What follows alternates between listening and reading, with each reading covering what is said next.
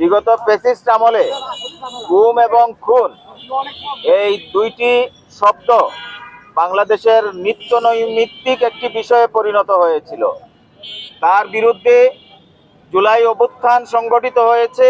সেই অভ্যুত্থানের পরে আজকে ১.৫ বছর, সেই ১.৫ বছরে এখনো অসংখ্য মানুষ যাদের হদিস আমরা এখনো পাইনি।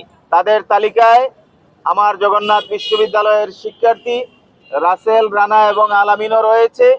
সেই গুমের তালিকায় আমার কাজিন ইলিয়াস আলীও রয়েছে, আরো অসংখ্য মানুষ রয়েছে। তো আমরা যদি আজকে প্রশ্ন এরাইজ করি, ফেসিবাদ মুক্ত বাংলাদেশে ১.৫ বছর অতিক্রান্ত হলো, গুমের কেন এখনো কোনো হদিস আমরা পেলাম না, তার জবাব কে দিবে?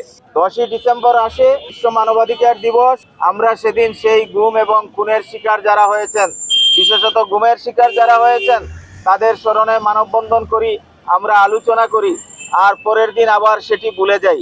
বাট যারা তাদের পরিবারের সন্তানদের হারিয়েছে, হদিস পাচ্ছে না, তাদের মানসিক কি অবস্থা, এটা কি আমরা একটাবার চিন্তা করেছি?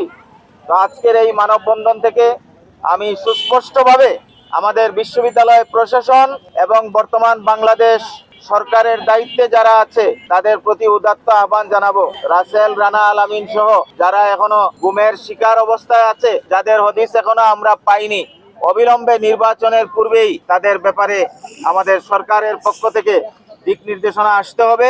এবং বিশেষত যেহেতু আমার জগন্নাথের ৩ জন শিক্ষার্থী এখনো নিখোঁজ রয়েছে, তাদের ভাগ্যে কি ঘটেছে এবং তাদের ব্যাপারে প্রশাসনিকভাবে পদক্ষেপ গ্রহণের জন্য আজকের এই মানববন্ধন থেকে আমি বিশ্ববিদ্যালয় প্রশাসনের প্রতি উদাত্ত আহ্বান জানাচ্ছি। এবং পাশাপাশি আজকে যেহেতু বিশ্ব মানবাধিকার দিবস, আজকের এই দিনে এখান থেকে গিয়ে আমি বিশ্ববিদ্যালয় শিক্ষক সমিতির পেডে এই ৩ জন শিক্ষার্থীর হাদিস চেয়ে, সন্ধান চেয়ে এবং তাদের ভাগ্যে কি ঘটেছে তার সুস্পষ্ট একটি ব্যাখ্যা বিশ্ববিদ্যালয় প্রশাসন থেকে দেওয়ার জন্য, কার্যকর ভূমিকা পালনের জন্য, একটি কমিটির মাধ্যমে অনুসন্ধান করার জন্য আমি বিশ্ববিদ্যালয় প্রশাসন বরাবর সেই চিঠিটি আজকে ইস্যু করব।